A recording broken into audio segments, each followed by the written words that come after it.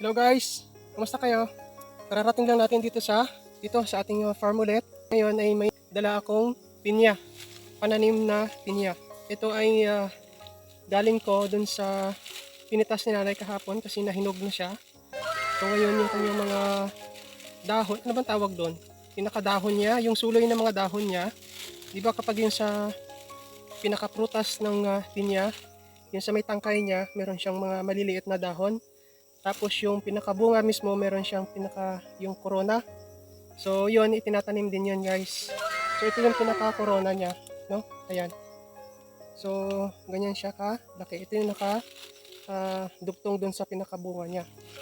Tapos ngayon, yung mga maliliit, ito yung malapit sa may tangkay, yung sa may pinakapuno naman ng bunga niya. So ito yun. Yun, diba? Yung, diba, halimbawa ito bunga to. Tapos yung sa ito yung tangkay niya, kasi ito naman yung puno ng bunga niya. Ito yung mga paikot dun sa paikot niya, no? So, bali yung nakuha dun sa paikot na yun ay 8. Bali, 8 na sub-seedlings. Seedlings na kung tawagin natin, no? Kasi ito naman yung itinatanim. So, ayun. Ang variety nito guys is native lang siya. Pag sinabing native, ito lang yung mga karaniwan. Karaniwan to dito sa atin. Kumbaga ito yun yung mga nakagisnan nating mga produkto na nandito sa atin sa Pilipinas. May mga ibang variety pa nito, meron silang tinatawag na Hawaiian. So siguro kaya tinawag na Hawaiian yun is galing siya sa Hawaii, no? So yun siguro. Tulad yun sa mga luya, no? Meron ding Hawaiian din na luya. Meron din silang tinatawag na native. Yung native dito lang din yun sa atin. At meron din silang tinatawag na Panama ginger. So ibig sabihin galing yun sa Panama siguro, no? So yun. So tatanim natin to dito lang din sa gulod.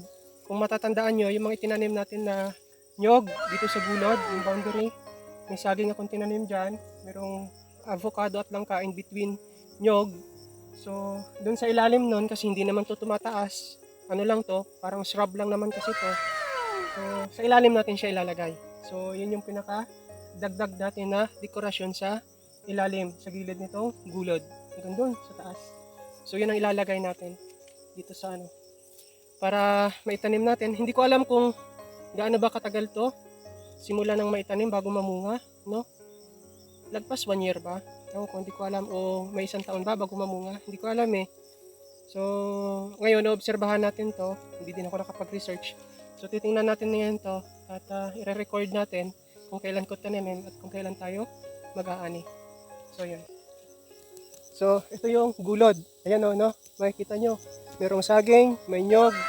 Kung nakikita nyo, mayroon pa akong bundo dito, yung grabing panigang. Yan, yung ilalim niyan, yan yung pagtatamnan natin. Yan, dyan sa ilalim na yan. Ang measurement, base dun sa mga nakikita ko, no, ng mga itinatanim na ganito, is more or less 1 meter, no?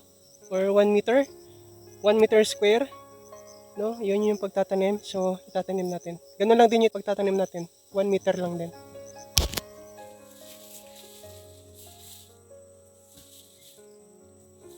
So ito guys, sisimulan natin siya dito.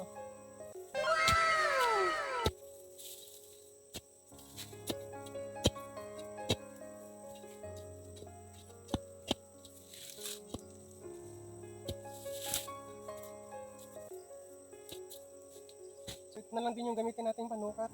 Nagpas 1 meter pa nga ito eh. So ito na lang, mas maganda din to.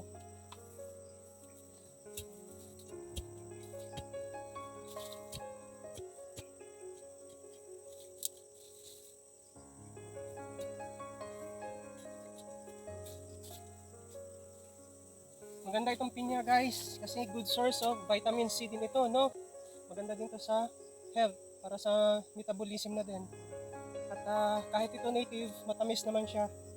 So yun nga lang tanim ni nanay dun sa bahay eh. Gandang yun sa baba ng bahay namin, no? Bato-bato pa yun. Pero malalaki na din siya. So ngayon, ito, ang ganda pa ng lupa dito. So mas malalaki pa siguro, no? Sana.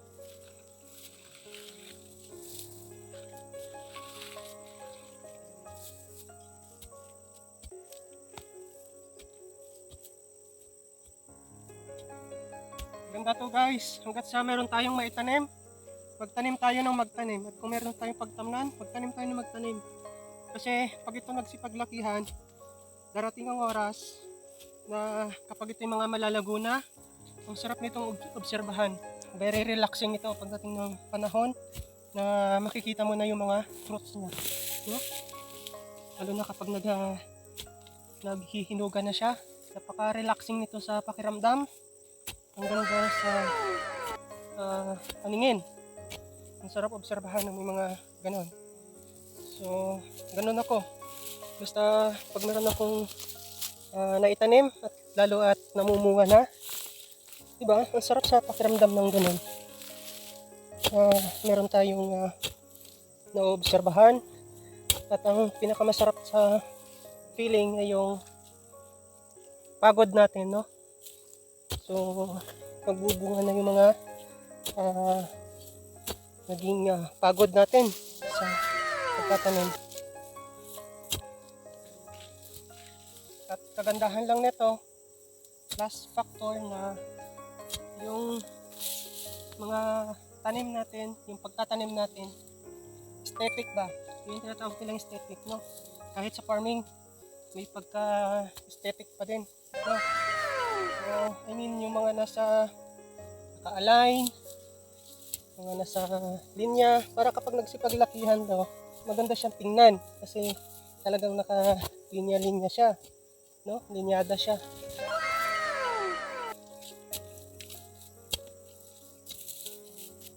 Maganda lang magtanim ng mga ganito dito kasi araw-araw naman ako na dito, talagang maalagaan din natin talaga siya ng linis, no?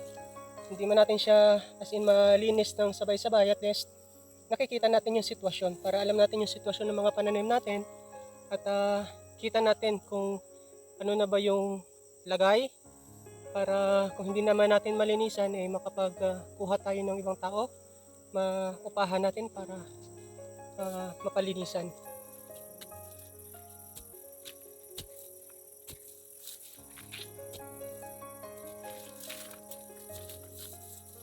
So, ito na yung last, guys.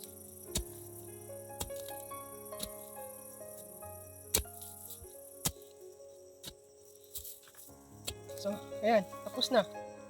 So, meron na tayong naitanim na siyam na puno. Siyam na puno ng pinya.